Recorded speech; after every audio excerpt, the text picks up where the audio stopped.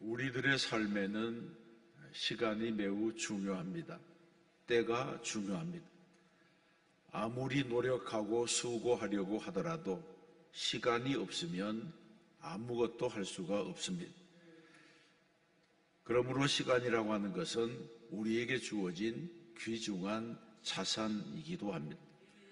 시편 90편에 보면 우리에게 우리날 계수함을 가르치사 지혜로운 마음을 얻게 하소서 이렇게 말씀합니다. 자신의 남은 날을 세어본다고 하는 것, 이것은 대단히 중요합니다. 제가 부목사 때에 간암 말기 환자를 몇 개월 동안 돌본 일이 있습니다. 이분은 사업밖에 모르는 평생 사업을 위해서 헌신한 그런 분인데 갑자기 간경화가 오고 그것이 간암으로 발전이 되었습니다. 당시만 해도 의사들이 환자들에게 암에 걸린 것 이런 것은 잘 알려주지 못했습니다.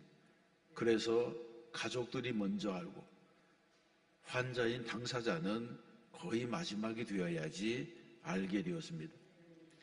그런데 이분은 자기의 병이 무엇인지도 알았고 자기에게 남아있는 시간이 대충 얼마 정도 될 것인가 하는 것도 알았습니다.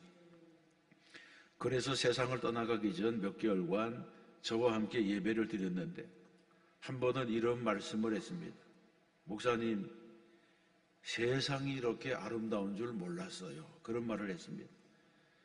사업에 몰입했을 때에는 세상도 안 보이고 아름다운 것도 안 보이고 가족도 안 보이고 아무것도 안 보였는데 병상에 누워서 자신의 남은 날을 계수하는 그 시기 동안에 풀 한 포기가 아름답고 나무 한 그루가 아름답고 생명이 있다고 하는 것이 얼마나 큰 축복인가를 깨달았다고 하는 것입니다.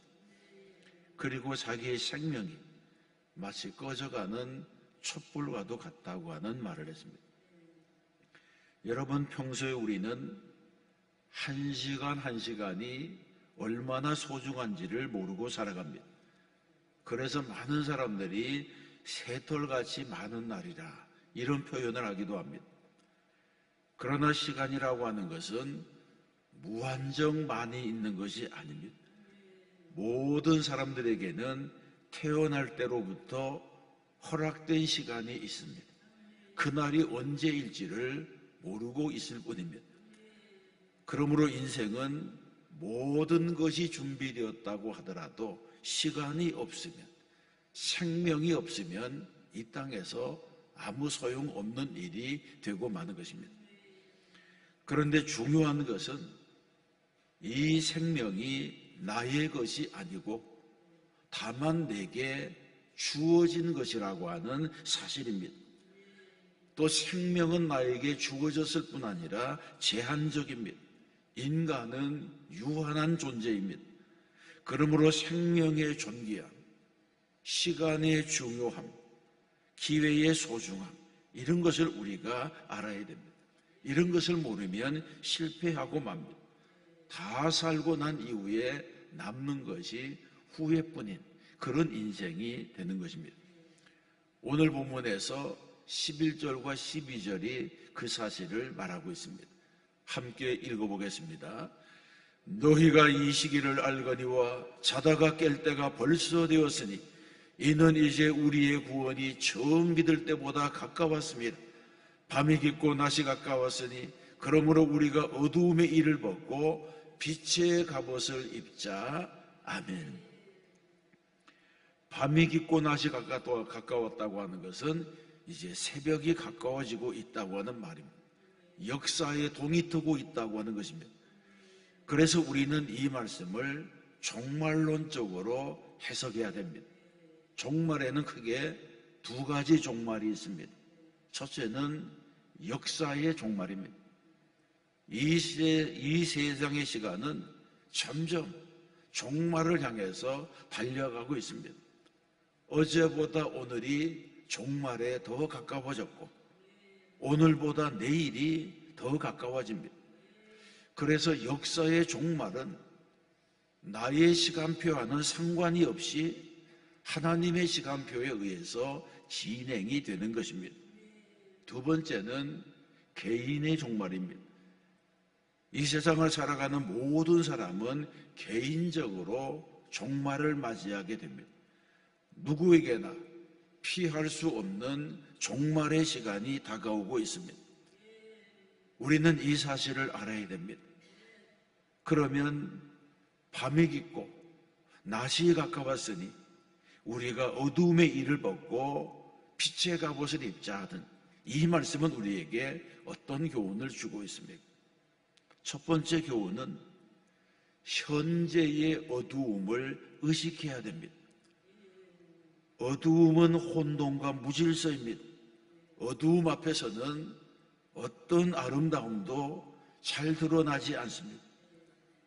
오히려 어두움은 감추어진 더러움이 드러날까봐 빛으로 나오기를 거부합니다. 빛은 진리와 양심과 선을 의미합니다. 그래서 어두운 곳에 숨어있던 더러운 것들이 밝은 곳에는 그 더러움이 분명하게 드러나기 때문에 빛으로 오는 것을 싫어하는 것입니다. 그런데 중요한 것은 사람들이 어두움 속에 살면서도 그게 어두움인지를 깨닫지 못합니다. 이런 이야기가 있습니다. 맹인이 밤길을 가면서 등불을 손에 들었습니다. 맹인이 등불을 든 까닭은 눈 밝은 사람이 자기를 피해가라고 하는 것입니다. 그런데 길을 가다가 그만 앞에서 오는 사람과 사정없이 부딪혔습니다. 그래서 화가 나서 당신이 누군지는 모르겠지만 이 등불이 보이지도 않느냐고 소리를 쳤습니다. 그랬더니 상대방이 하는 말이 당신의 등에 불이 꺼진 지는 이미 오래되었어. 그렇게 말했답니다. 여러분, 맹인은 빛만 보지 못하는 것이 아니라 어두움도 보지 못합니다. 이처럼 죄에 물들어 사는 사람들은 선한 것만 모르는 것이 아니라 죄와 벌에 대해서도 알지 못합니다. 그래서 자기의 죄가 얼마나 흉악한지를 모르고 회개하지 아니하면 어떻게 되는지도 모르고 세상을 살아가는 것입니다. 우리는 밤이 점점 더 깊어지고 있다고 하는 사실과 이 어두움의 세계에 대해서 알아야 합니다. 두 번째 교훈은 밤이 깊어지면 아침이 다가옵니다. 옛말에도 동트기 전이 가장 어둡다는 말이 있습니다. 제가 강원도에 살며 경험해 보니까 초저녁에는 달빛이 없이 별빛만을 가지고도 지척을 분간할 수 있었습니다.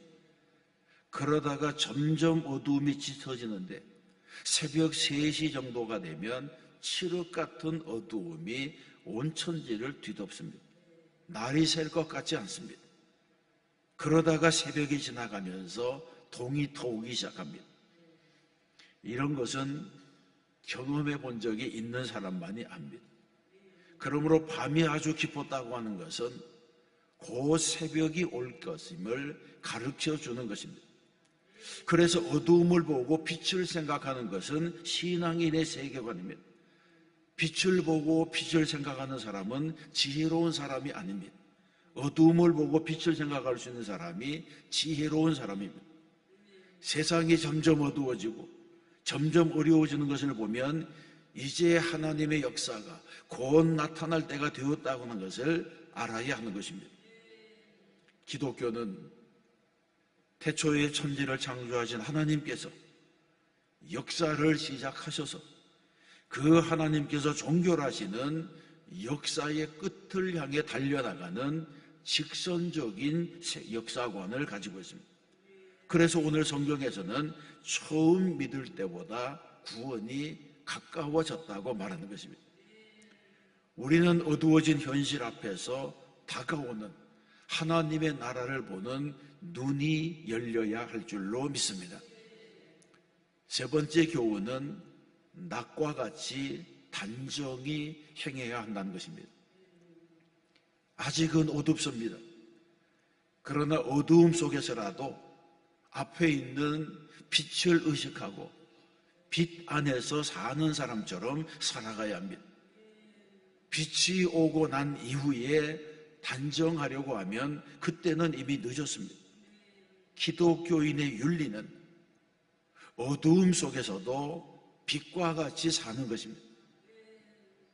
현재는 캄캄하지만 그래도 밝아질 미래를 바라보면서 그리스도 앞에 서게 된 때를 생각하며 단정히 사는 것입니다.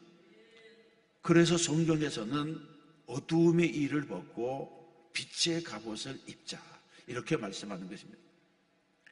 그러면 낮에와 같이 단정한 삶이라고 하는 것은 무엇입니까?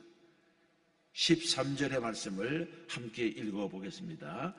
낮에와 같이 단정히 행하고 방탕하거나 술 취하지 말며 음란하거나 호색하지 말며 다투거나 시기하지 말고 오직 주 예수 그리스도로 옷 입고 정욕을 위하여 육신의 일을 도모하지 말라. 아멘. 이 말씀을 좀 더 자세히 살펴보면 먼저 방탕하거나 술 취하지 말라고 했습니다. 방탕하거나 술 취하지 말라고 하는 것은 정신이 흐려짐으로 인해서 생기는 모든 악한 일에 대한 경고의 말씀입니다. 술 취함은 자제력을 잃어버리게 하고 악을 행하는 일에 용감하게 합니다. 또 음란하거나 호색하지 말라고 하는 것은 육체적인 욕망과 단순한 향락을 위해서 부도덕한 일을 하지 말라고 하는 것입니다. 또 다투거나 시기하지 말라고 하는 것은 미움과 폭력으로부터 떠나라고 하는 것을 말하고 있습니다. 시기는 원수를 맺는 사람의 전초적인 마음입니다. 먼저 시기하는 마음이 있고 그 다음에 원수가 맺어지는 것입니다. 그래서 우리 주님은 성도들에게 남을 미워하지 말라 그렇게 가르치고 있습니다.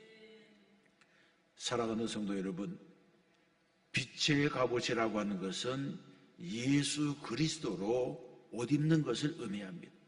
예수님께서는 내가 곧 길이요 진리요 생명이라고 했습니다. 예수님은 이 세상에 오신 빛이라고 말씀했습니다. 이 빛이 와야지 어두움이 떠나가게 되는 것입니다.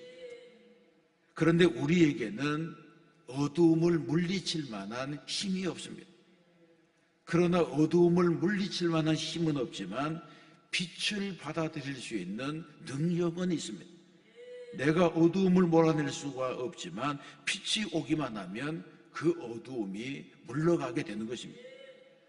그러므로 우리는 빛 대신 주님을 내 안에 모시고 빛 대신 예수 그리스도를 영접하고 살아가는 것이 너무나도 중요한 것입니다. 주님께서는 어두움의 일을 벗고 빛의 갑옷을 입으라고 말씀합니다. 우리 모두는 주 예수 그리스도로 옷 입고 정욕을 위하여 육신의 일을 도모하지 말라. 이 명령에 순종하게 살아가게 되면 놀라운 하나님의 은혜를 경험하게 될 줄로 믿습니다. 오늘 하루도 믿음으로 살고 말씀 따라 살아 승리하는 성도가 되시기를 주님의 이름으로 축원합니다.